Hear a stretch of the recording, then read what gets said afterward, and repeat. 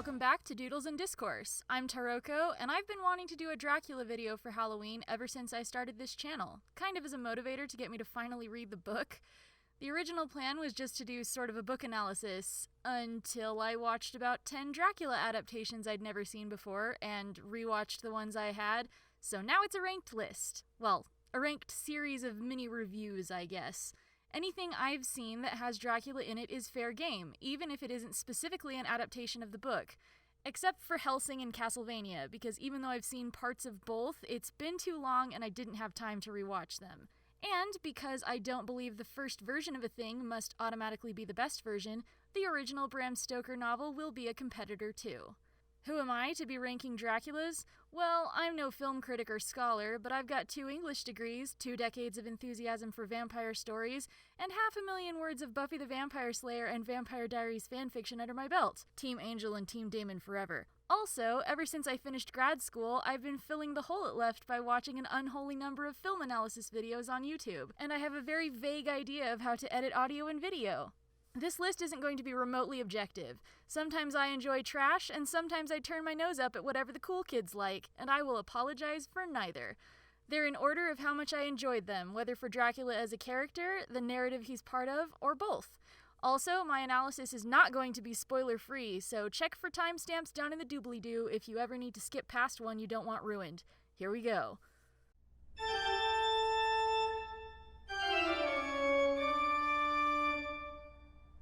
I discovered this TV movie a few years ago, right after the first season of Legion came out. That show is amazing, go watch it. After binging it 3 times in the space of about a week, I went hunting for more Dan Stevens content, and I found this. Here we have the very worst thing a Dracula can be: boring and forgettable.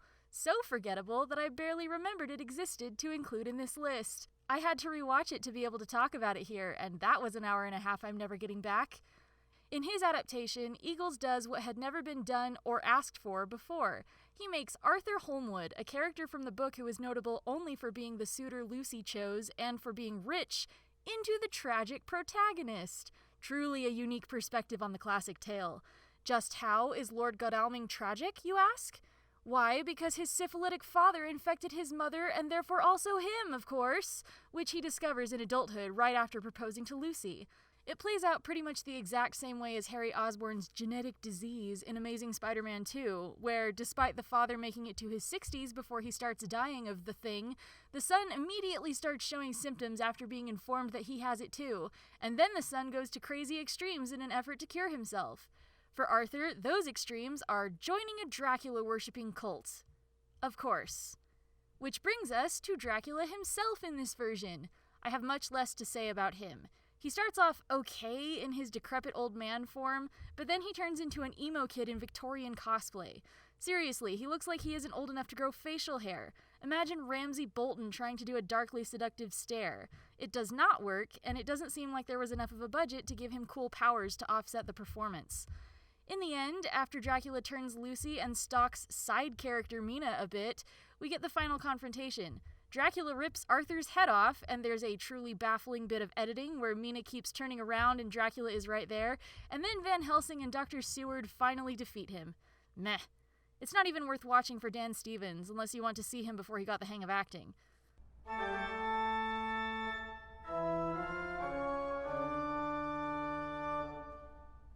This BBC miniseries was reputed to be an unusually faithful adaptation. It pretty much is, but that doesn't make it super memorable or a good or entertaining production. Sometimes it's the innovations that make an adaptation stand out. This one is so paint by numbers that it's super bland, and the sparse score, slow pacing, and lack of urgency don't help. Louis Jourdan as Dracula is part of the problem. His version of the character doesn't have a lot of the charisma or presence or anything you'd expect from the most famous monster in English canon. Not even his hair or costumes are interesting, though to be fair, I was watching it in pretty low res, so maybe the details of his outfit just weren't showing up well enough to see clearly. The bite scenes are supposed to be sexy, I think, but mostly they're just goofy and kind of gross. Lucy as a vampire is very weird, kind of like a toddler trying to make lion noises while throwing a tantrum. Mina's performance is also not great. Nobody stands out. Even the brides of Dracula look more like suburban housewives than anything. I'd probably only recommend this version to anyone who's been assigned to read the book in school but is too lazy. Watching this miniseries instead won't be fun, but at least you'll do okay on the reading quizzes.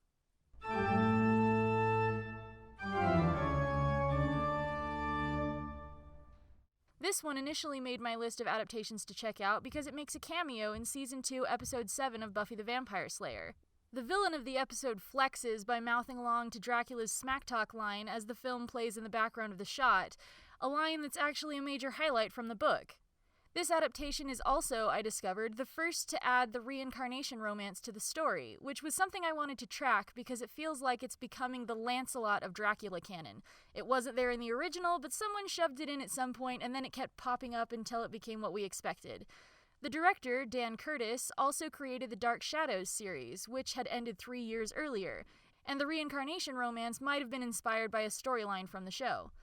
Alas, despite following the plot beats of the book fairly closely, and despite the valiant efforts of the sinister bassoon in the score, Curtis's version is also pretty bland, but with a few interesting elements and a touch of so bad it's good, which is why it's not rock bottom. Evidently, they couldn't afford real wolves because instead we have a lot of excited German shepherds doing their best to seem scary. They also couldn't afford cool powers for Dracula. He only has super strength and hypnosis, it seems. For the most part, Curtis follows the book's storyline while stripping out a lot of character stuff and condensing Lucy's 3 suitors into one. It's a common tactic, but Mina suffers the most from it in this movie. She's basically reduced to being Van Helsing's Dracula tracker. I'm pretty sure she doesn't even acknowledge that Jonathan never came home from Transylvania, because in this version he was killed and turned, and we don't follow up with her after Dracula is defeated. For pioneering the reincarnation romance, Curtis doesn't actually do much with it. Dracula doesn't talk to Lucy to see if she's like his dead wife or a totally new person. He just watches her with longing and then makes her sleepwalk out to him so he can either bite her or have the world's most awkward makeout scene with her. Then, after she's a vampire, they don't spend any screen time together, but when he discovers that she's been staked, he wrecks the whole crypt in his grief and anger. It seems like the whole reincarnation element was mainly added to give Dracula a bit of pathos while explaining why he would target Lucy in the first place. Not a bad idea, but I'd like to see more done with it. This is also the first adaptation to officially make Dracula and the historical Vlad Tepes the same person, which is a change from the book that can be interesting when done well. The lack of budget was definitely a problem, but it could have been less of one if there had been more creative workarounds.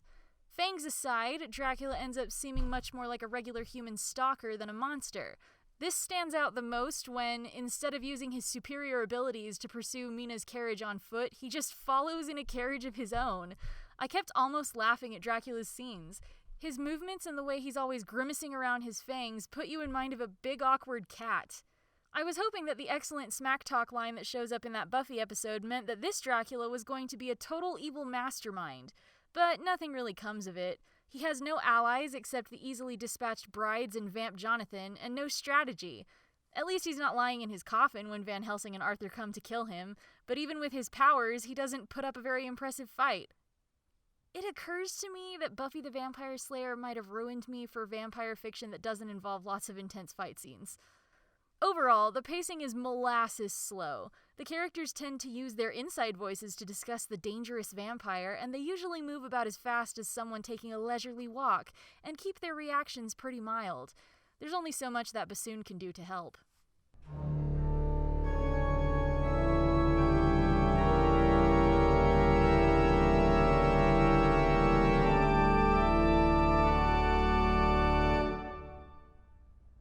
In the premiere of Season 5 of Buffy the Vampire Slayer, Dracula comes to Sunnydale. I know this episode is generally well-liked, but not by me. I don't dislike it as much as I used to, but I'm a long way from liking it. A campy Eurotrash Dracula who looks like he was hit in the face with a sock of chalk and inexplicably still has most of the extra powers and weaknesses of book Dracula does not mesh well with Buffyverse lore. Not sure why it was necessary to make Xander into the Renfield, and how dare Dracula insult Angel and mess up the graduation day bite scar? Team Angel forever. Anyway, I don't like this Dracula, and I think it's half due to the casting and half due to the incompatible lore. He's just so silly. What would it have been like if Joss had actually committed to incorporating Dracula into the show and taking him more seriously? Van Helsing could have been a legendary watcher in his day, Mina could have been a slayer, and Dracula could have actually been a worthy opponent to Buffy. If I had to swap out Dracula for one of the season big bads, I'd probably go with the first evil in season 7, since that one's always felt like a weird, nebulous concept to hang your final season on. Then the show would come full circle, with a vampire for the final boss for the first time since the first 2 seasons.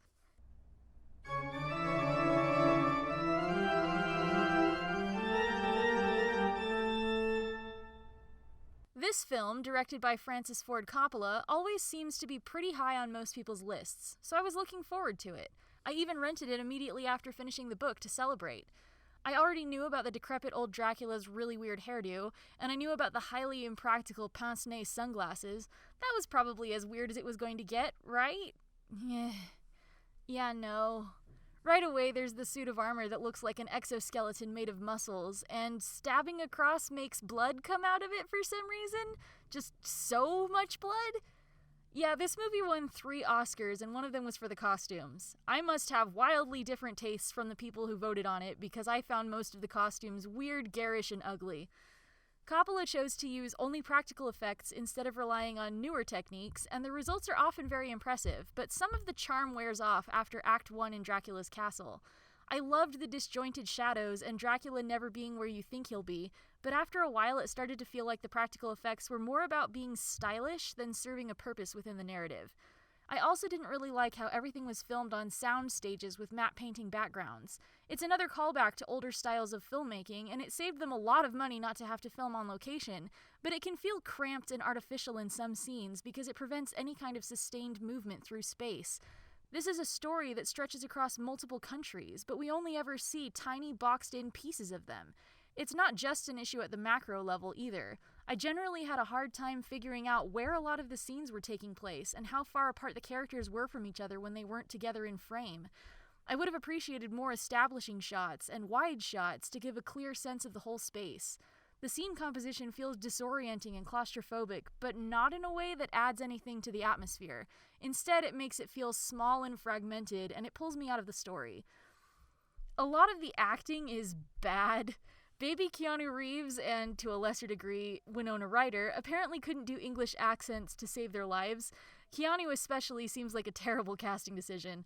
I've only seen one of the Bill and Ted movies, and I saw it about 18 years ago, and I still could not stop seeing Ted cosplaying as a personality-free Victorian Englishman whenever Keanu opened his mouth. Oh, hi, Carrie Elways. I expected to like Anthony Hopkins as Van Helsing at least, but he was mostly just weird. Some of his line delivery reminded me of the bits in Thor: The Dark World when he shouts his lines as Odin, which makes me wonder if those were actually his idea and not the director's fault. Anyway, one of my least favorite parts is when Mina is becoming a vampire and she tries to seduce Van Helsing. That's not in the book, and it didn't need to be here either. And what was the point of Hopkins playing the priest guy in the prologue if it wasn't going to be important that he's also Van Helsing? If it matters that Elisabetta was reincarnated, this should matter too.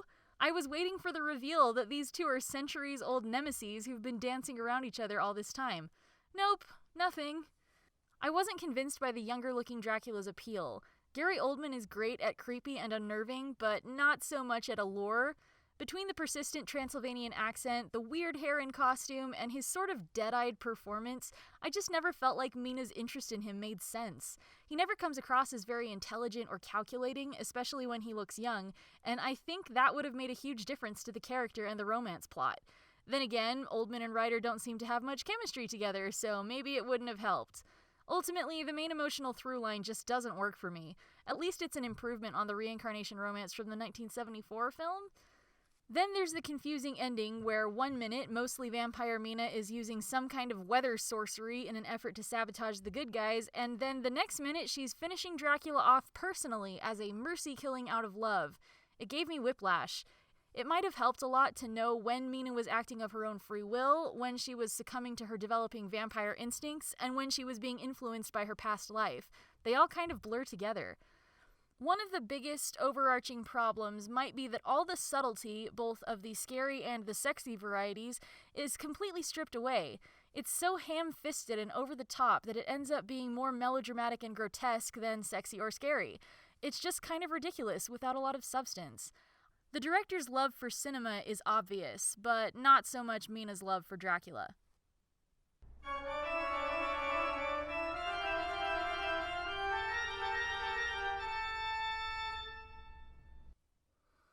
disclosure, I definitely went into this one biased. I have not been a fan of the long-term impact Stephen Moffat tends to have on the classic IPs he is put in charge of. He has demonstrated some very bad habits, from trying to outclever the source material, to making the title character the center of the universe, to deliberately baiting the fans with mysteries he refuses to solve in interesting ways, to wasting entire episodes teasing interesting twists that never actually happen, to making exceptionally poor use of a lot of his female characters. So I was skeptical from the outset about how he would handle Dracula. Still, if I had stopped about halfway through the first episode, this version might have been a few places higher on my list.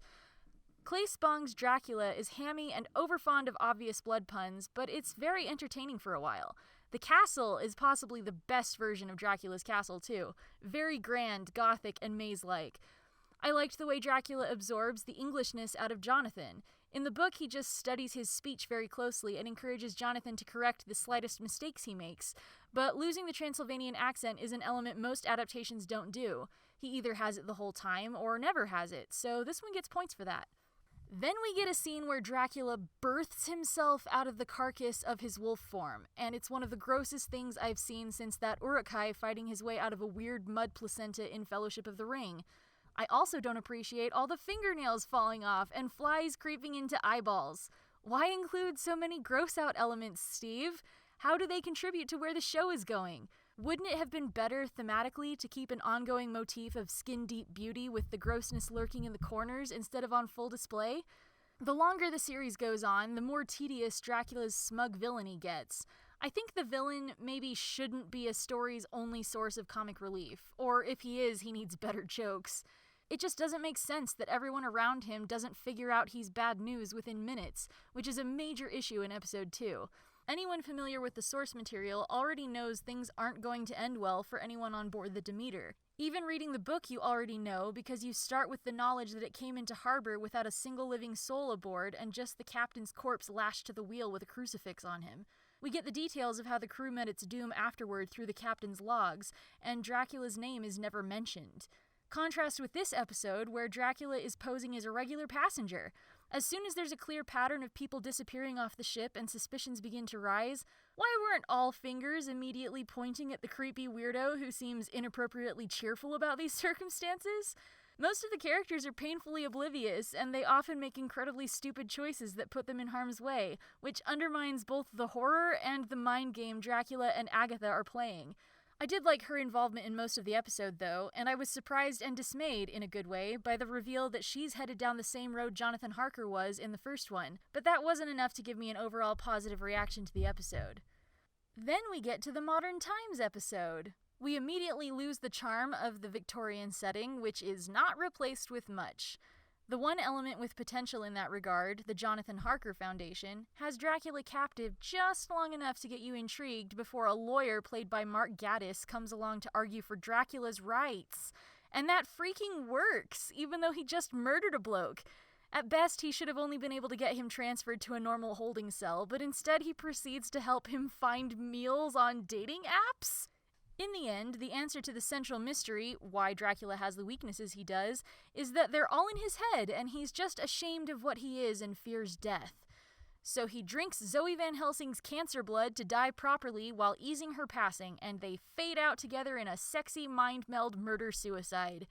Which maybe would have been a brilliant ending if A, it was actually an ending, B, this had been at all about Zoe Van Helsing, whose body is involved but who seems to have stepped out in favor of identical great auntie Agatha, or C, Agatha and Dracula had been engaged in a romantic dance throughout the first 2 episodes rather than just mind games. Seems like the sort of thing to build up to instead of hurl out as a twist ending.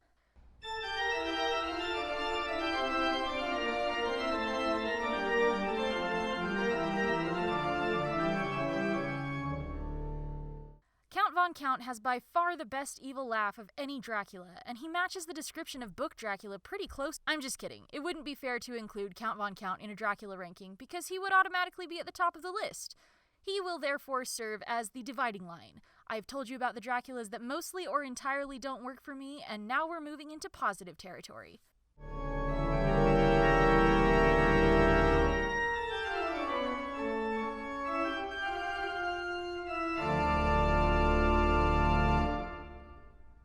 This this semi-historical Dracula origin story barely squeaked onto the positive side of the list, and it probably wouldn't have if Luke Evans wasn't hot. It has very strong Guy Ritchie's King Arthur vibes. It's a mess with a pretty incoherent plot, murky battle sequences, and some of the weirdest camera work I've ever seen. And the character of Vlad is so different from book Dracula and how he's usually portrayed that he's not really the same character at all. But I still like him. His armor might just be my favorite faux medieval armor outside of a Thor movie. His powers are really cool, specifically blood vision and turning into a swarm of bats, and he has a lot of pathos from his devotion to his family and his people. The movie tries so hard to sell you on Vlad's non-villain status, and I think that's its biggest mistake. You can't sanitize this guy, and you shouldn't try. The way the lore works, it sort of implies that it's totally fine to horrifically slaughter an entire army in one night, but drinking even a tiny amount of human blood? That's the line you must not cross. The movie obsessively justifies Vlad's every action and doesn't make him face consequences for the devil's bargain he makes. At least, not the right consequences. Yes, he loses his wife, a good chunk of the people he was trying to protect, and his humanity, but most of that would have happened anyway because of the odds he was facing in this war. He can't be a truly tragic hero unless he is the cause of a large portion of his own misfortunes. When the people discover what he is, they try to burn him to death, but the movie doesn't want us to be on their side, and they just kind of grudgingly let him stick around after he gives an angry speech. How about committing to them turning on him and have them exile him? He can still fight their battles for them, but he would do so knowing that he can't be a part of the life they build after the war. How about have him lose control of his bloodlust and kill his wife? And not just when she's already dying from fall damage and asking him to do it anyway, and he has no chance of winning the battle if he doesn't. Have his son learn about it and hate him for it, and have him hate himself for it and finish the war in an absolute grief and guilt-stricken rage. Missed opportunities. As mishandled as this thing is, I'm kind of disappointed that we won't get to see the modern-day sequel teased by the epilogue, in which hot Dracula courts his reincarnated wife and fights the super creepy Charles Dance original vampire. That already sounds like the better movie to me, and it's a shame this one bombed so hard that it's probably never going to happen. So just to be clear, I think this movie is cool. I do not think it is good.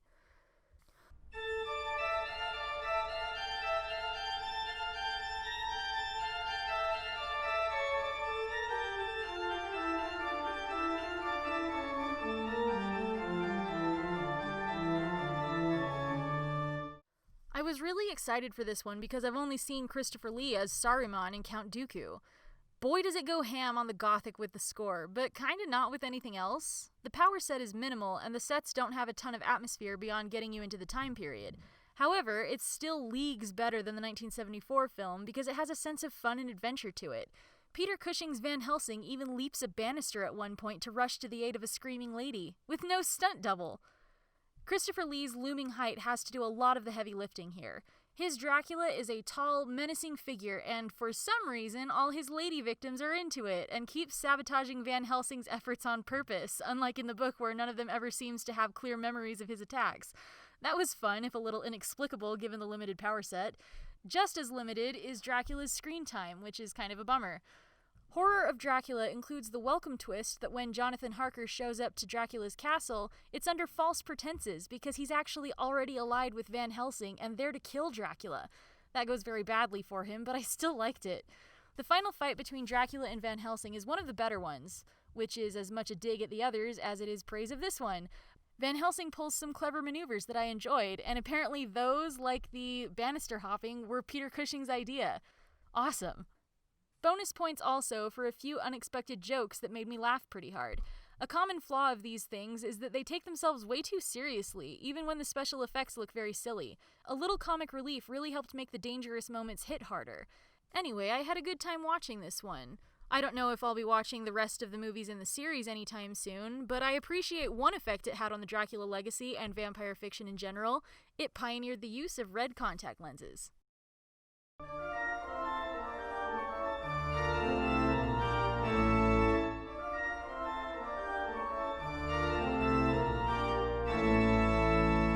The most iconic Dracula film adaptation, and the first authorized one, is the one I saved for last in my marathon. Lugosi is reprising his role from a Broadway stage production version of Dracula, and this film was made only 3 years after the advent of talkies, which is pretty cool. While it's definitely not the best Dracula adaptation or my favorite version of the character, it still made it easily onto the positive end of the rankings. The castle looks great, and Lugosi has absolutely huge screen presence. I love the way they reflect light on his eyes to make them stand out from his face. I wonder if it was hard for him to not constantly blink and squint while filming. The vampire attack scenes are super goofy. Dracula just kind of looms over the victim and then it fades away before any biting happens, or even before it's clear that he's aiming for the neck. No sign of fangs anywhere. Okay, this doesn't actually matter, but it was a constant source of distraction. Renfield looks like Tom Holland. So much. And from some angles, John Harker looks like a young Clark Gregg. What the heck? At one point, Lucy and Mina have a pretty adorable girl talk session about Dracula, on whom Lucy has developed a crush after they met him at the opera. I liked the scene, it was fun. It would be really mean to harp on the special effects, which are mostly fake bats bouncing on visible wires, but yeah, they're pretty silly.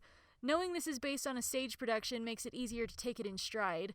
On the other hand, I really like the way they show Dracula has no reflection. It's pretty standard editing sleight of hand, but it's cool to see it in a movie this old, like the bedsheet tornado in Wizard of Oz. Dracula and Van Helsing have a showdown at one point, and it would be kinda hardcore if it wasn't so awkwardly edited. Lugosi's stage actor tendencies can be a bit of a hindrance to the momentum of a scene. He does big, sweeping movements that sometimes start a touch too late, so they come across very silly. The most intense action scene is Dracula holding Renfield by the throat with one hand near the end before tossing him down the stairs to his death. By contrast, all it takes to actually kill Dracula is to find him in his coffin and hammer a stake into his chest off-screen. Okay, this isn't really a positive or negative comment, more just a neutral observation, but they're all wearing normal 30s clothing in this. I don't know how hard it would have been to get 1890s clothing in 1931. Could they have raided their parents' closets?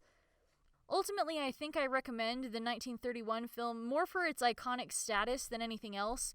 It has the first versions of several little moments that would become mainstays of Dracula adaptations over the decades, such as the cheeky, "I never drink wine" remark, and it's worth it to be able to track where a lot of those originated. I saw the unscored, crackly audio version, and I discovered that this isn't actually a very authentic way to watch it. During the transition from silent film to talkies, audiences often had the benefit of live theater organs until built-in soundtracks made them obsolete. In 1999, Universal commissioned a soundtrack for Dracula. I might get hold of an edition with the soundtrack included sometime, because there are many moments that I'm sure would be less awkward with some music.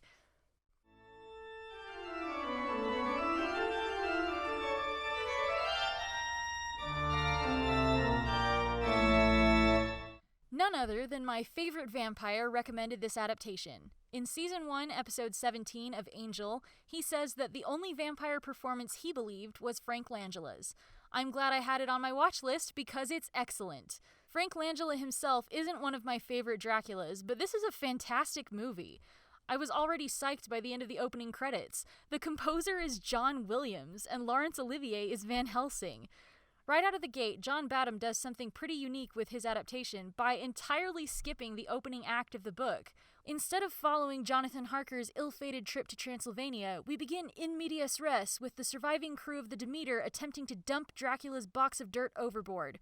Carfax Abbey is also sufficiently cobwebby and gothic to mostly make up for not getting to see Castle Dracula. Badham gives us one of the better executions of Dracula's wolf form, maybe even the best. There's a glimpse of his half-transformed hand, but usually he's just full wolf. The whole movie is generally pretty ambitious with the power set, despite the limitations of late 70s special effects. We've got the fog and the wall crawling, though neither looks super organic, and there are even on-screen bat transformations that aren't completely silly. There's one especially awesome moment where Dracula dives through a window to get away from Van Helsing, and it's a wolf that comes out the other side, and it's seamless. I kind of freaked out, it was so cool. You can totally tell that John Williams is the composer. The score is a little sparser than I'd like, but it's great. Dracula and Empire Strikes Back came out only 1 year apart, and some of the sinister music is very reminiscent of the part when Boba Fett is taking Carbonite Han away. I don't personally find Frank Langella very attractive. The poofy 70s hair isn't helping with that. Which is kind of a problem in a version where Dracula is basically the guy on the cover of a schlocky bodice ripper romance novel, except a vampire. That's not to say it's a bad performance. The way he moves his eyes is really intense and unsettling. You can tell there's a very eager predator underneath the refined exterior. The Transylvanian accent is subtle enough not to be distracting. The writing for Dracula is good too. He plays with the humans in ways that make him a pretty believable evil mastermind, which is an element that's often absent and shouldn't be. Dracula's seduction of Lucy is more convincing than the romance bits usually manage to be, even without the assist from a reincarnation plot. You believe Lucy would be intrigued by this guy, and then it gradually shifts from genuine to more mind control based as Dracula does increasingly improper stuff, like show up in fog outside her third floor window at night. The more it gets into schlocky romance novel territory, the more it kinda loses me, especially the extremely surreal love scene that I think happens only in Lucy's mind while he's biting her. It involves a lot of swirly red lights, floating, and a voyeuristic bat. Fun fact, that part was the work of Maurice Binder of James Bond title sequence fame. Instead of Dracula being the one with the non-book connection to one of the ladies, this time it's Van Helsing. Mina is his sickly daughter, which makes his vendetta against Dracula rather more personal, considering she's already dead before Van Helsing arrives in England. Harsh. The scene where he has to stake his own mad vampire daughter is one of the most tragic moments of any Dracula adaptation. The characters are better fleshed out than in a lot of versions too, kind of including the book. Lucy as the heroine has ambitions and cares deeply for those she loves and the asylum patients, taking an active role in the events happening around her and in the romance arc. Even Renfield has more of an arc than usual. Van Helsing and Dracula have a fantastic confrontation that comes straight out of the 1931 film, but is done much better here. Apparently it wasn't originally scripted, but Langella thought it would be a shame if he never got to do a scene like that opposite Laurence Olivier, so it was added. I'm so glad it was, because it's incredible. This Van Helsing might be old, but he still kicks butt. He withstands Dracula's hypnosis and uses garlic and a communion wafer against him, forcing him to flee, which is when we get that slick window dive wolf transformation. After that, there are two battles against Dracula, the one where they're tracking down his boxes of dirt, and the final fight. They're both great, the best in any Dracula adaptation without modern special effects, especially because they really put the emotional intensity to it. The ending is eerily ambiguous as to whether Dracula's gone for good or not. Close enough that Lucy's eyes and teeth go back to normal, but she still smiles at the sight of something flapping away. One of my only complaints, besides not personally being attracted to Frank Langella, is a technical one. For some reason, they made this whole movie so desaturated that it's barely not in black and white, and I don't know why. But yeah, this one is really good, and I'm glad I saved it until second to last in my marathon of Draculas. Thanks for the recommendation, Angel.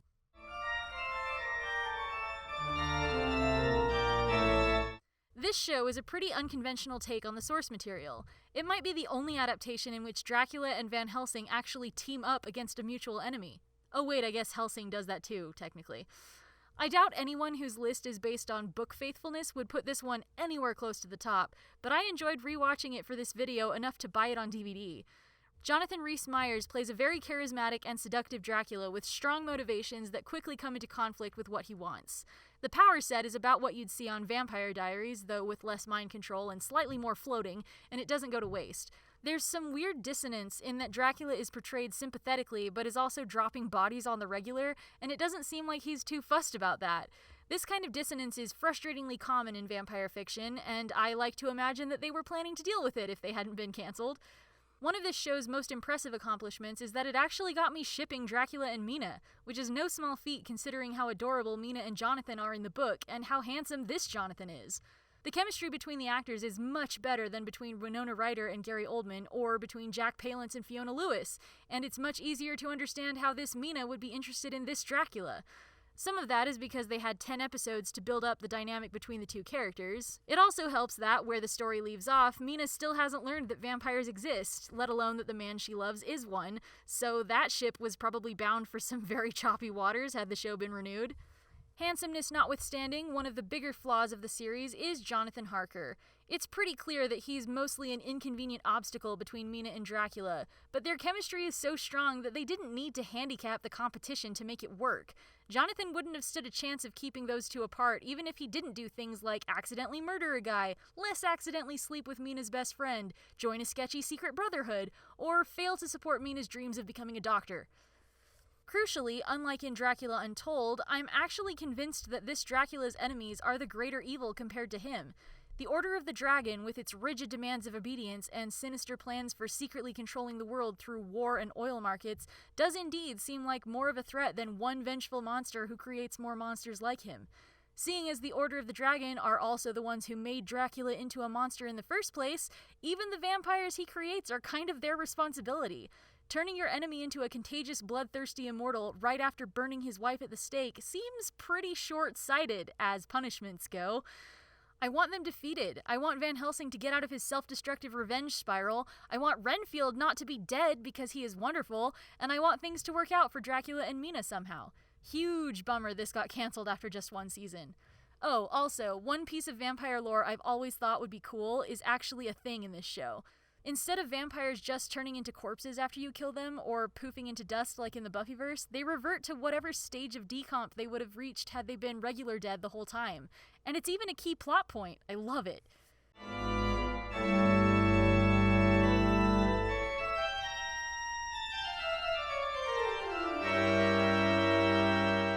Yes, I'm aware that this movie has a critic score of 24% on Rotten Tomatoes, but I've loved it since I was a teenager, and that's not changing anytime soon.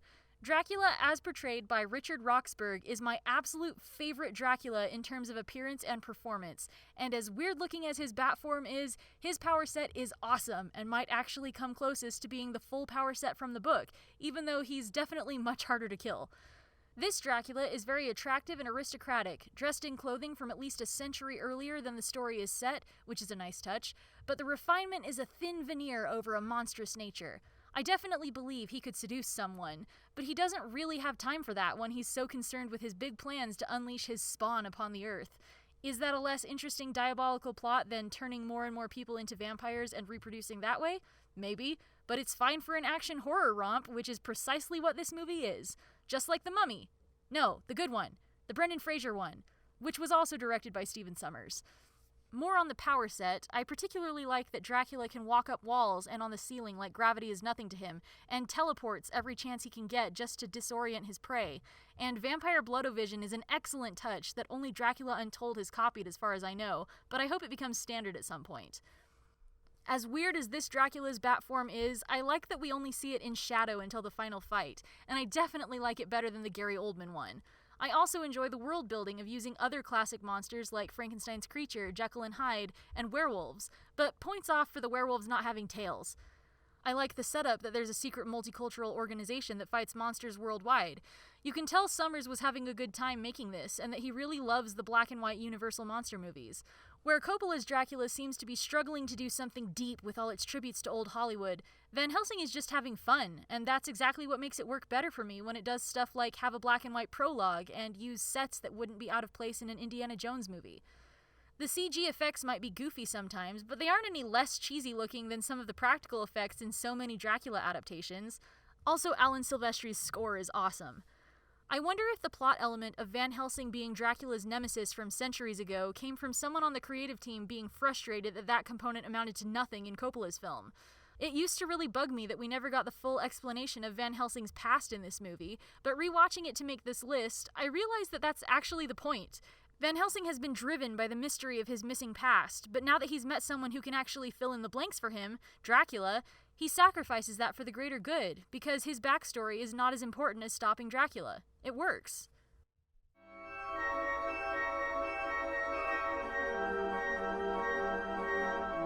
That's right, the book is not in first place on my list, but it is close. The original Bram Stoker character has excellent creepiness and big bad level menace, and his power set is kind of insane. He can hypnotize people so they don't remember being bitten or that they invited him in. He has the strength of 20 men. He can change size and shape to fit through tiny gaps. He can crawl up walls like a lizard. He can control animals like rats and wolves. He can turn into a wolf, bat, or mist, and he can make mist and fog appear. He can manipulate the overall weather, and he can teleport. Whether because of special effects limitations or narrative restraint, I don't think any adaptation I've seen has given him the complete power set. And it seems it was Bram Stoker who started the piece of vampire lore about them getting more attractive after becoming undead, which I wasn't expecting at all. The novel is a callback to Gothic fiction, a genre more than half a century past its prime by 1897, so it's fitting that it's about an immortal monster from the past. The first half is pretty much perfect. It reads a lot like modern psychological thrillers, which I tend to prefer to horror, and I think the epistolary format adds to that. Getting the story indirectly through journal entries, letters, and newspaper articles creates a kind of negative space effect like in artwork, and it shrouds Dracula in an extra layer of mystery. Jonathan Harker's experience in Dracula's castle is great in how it slowly gets more and more sinister, and then we're left hanging for several chapters before we find out if he survived or not, all while we get the story of the Demeter's doomed voyage. And then there's Lucy's slow decline that nobody but the reader understands. It's fantastic, and I particularly appreciate how much time is spent on trying to save Lucy, because a lot of modern vampire fiction treats the victims as disposable. As early as the two-part series opener of Buffy, the 3 human victims of the vampire's evil plot are mysteriously not visible in the triumphant ending, and the good vampires on Vampire Diaries might turn into mass murderers if they're having an off day, but we're supposed to care more about their emotions than their victims. It was refreshing to read a vampire story that actually prioritizes human life. Not long after this point in the book, though, it loses momentum. That Dracula's moved on to Mina is very alarming, yes, and I was pleasantly surprised that Renfield redeems himself before Dracula kills him, but all the tension is in destroying Dracula's boxes of dirt, not fighting him or protecting potential victims, and the good guys also start making some cheesy horror movie mistakes. It was kind of fascinating to see those mistakes in this book from 1897.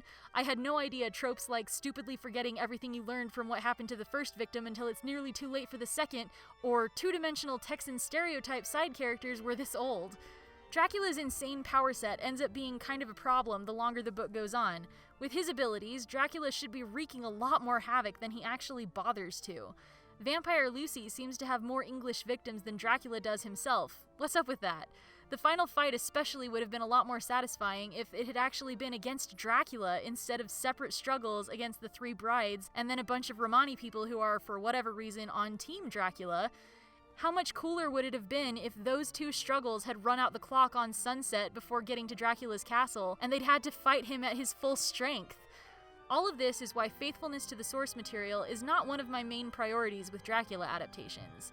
This book is probably as important to the horror genre as Lord of the Rings is to fantasy, but it is by no means perfect. I think the approach to adapting it, therefore, should be to take what works and feel free to change what doesn't. So with that in mind, who do I think beat Bram Stoker at his own game?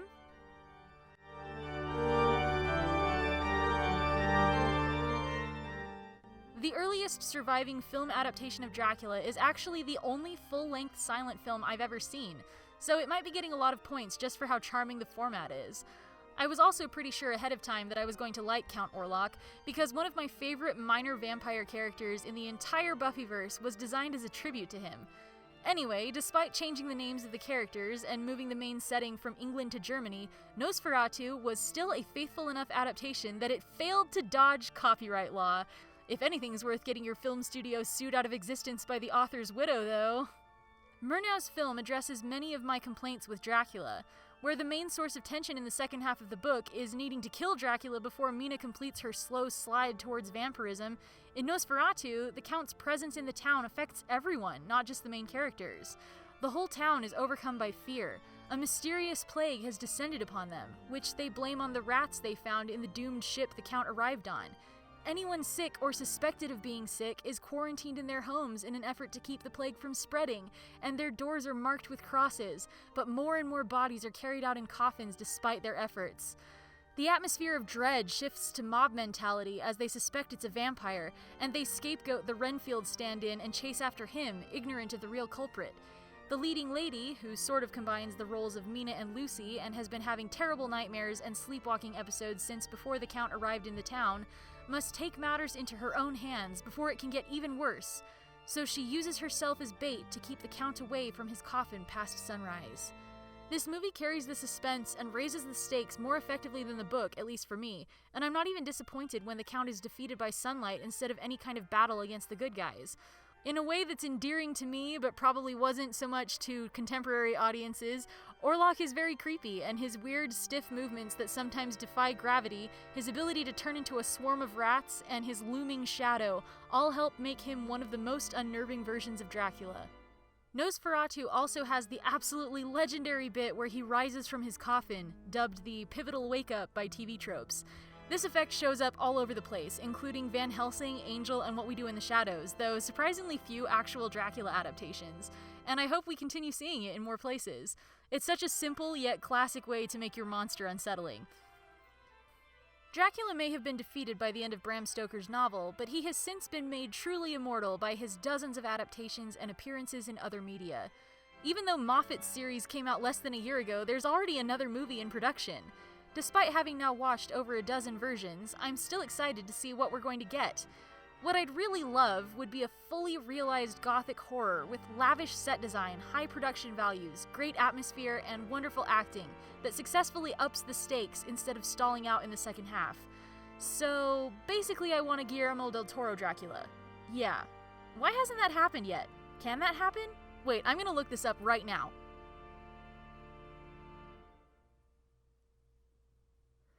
Oh,